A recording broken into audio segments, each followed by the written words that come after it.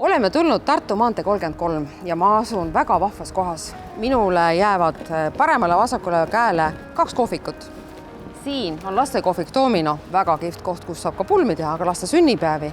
Ja nüüd me lähme vastassuunas, kus on mustvalge foto- ja mängustuudio. Ja seal on meil tegelikult täna siis selline väike pidu, kus me tegelikult ütleme, kuidas korraldada trendikat lastepidu.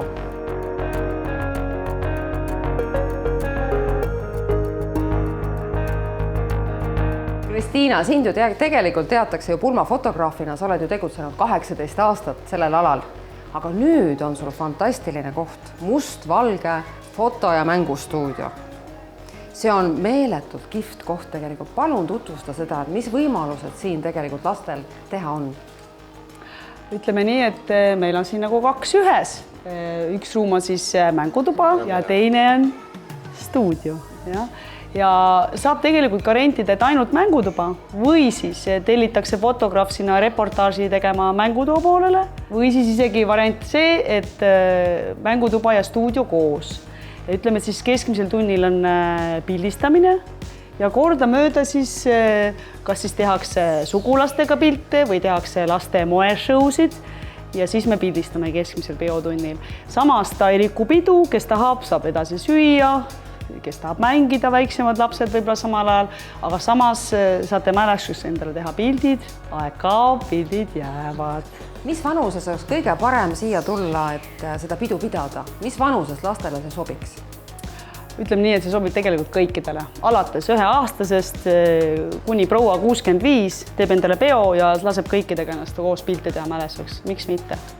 Hetkeks on saabunud vaikus mustvalgesse mängustuudiosse. Vaikus saab tekkida ainult ühel hetkel, siis, kui lapsed söövad.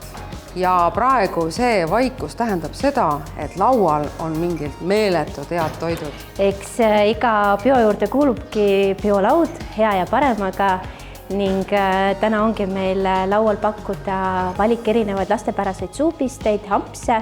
Kõik on käepärased, suupärased ja pakume siis alates kodusest kartulisalatist kuni siis lõpetades peenete pulgakookideni välja.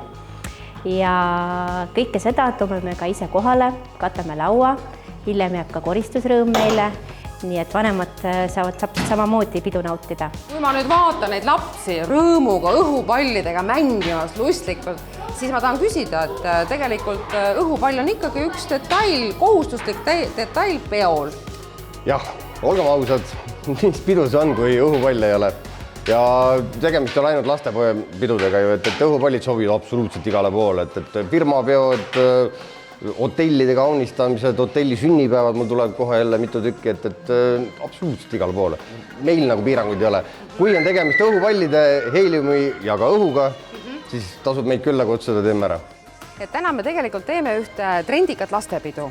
Ja siis me olemegi kutsunud teid siia ja meil on juba tegelikult bussis kõik pidulised lapsed ilusti ootavad ka.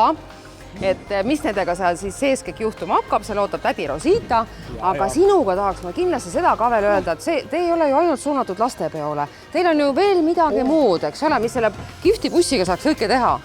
Meil siin on ilusad 21 kohta ja selle bussiga saame sõita mereäärde, me saame kinno sõita, kohvikusse, tulevad siin poissmeeste õhtud, tüdrukute õhtud muidugi. No just. Ja siis muidugi lapsed on ju ja eks ma vanaemadele teeme ka siin kohvikutuure ja kõik, kes bussi tahavad tulla, on meie juures oodatud. Küll on hea! Ja nii me nägimegi, kuidas saab korraldada ühte väga trendikat lastepidu. On ju nii, Miia? Jaa. Noh, rõõmus nägu ütleb kõik.